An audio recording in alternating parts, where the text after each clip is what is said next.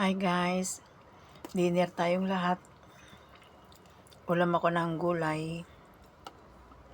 Gulay guys, for dinner. Vegetable for dinner. Tapos lagyan ko siya ng ginisa ko siya sa fried rice. Alam niyo yun guys, yung fried rice. Yung dried fish siya, tapos meron siyang black beans. Tapos yun lang, ginisa ko lang sa bawang.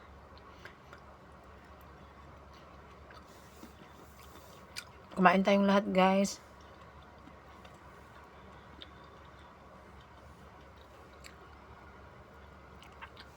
Anong dinner nyo?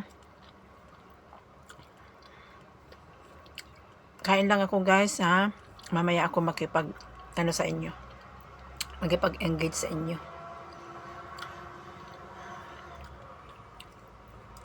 Maraming salamat.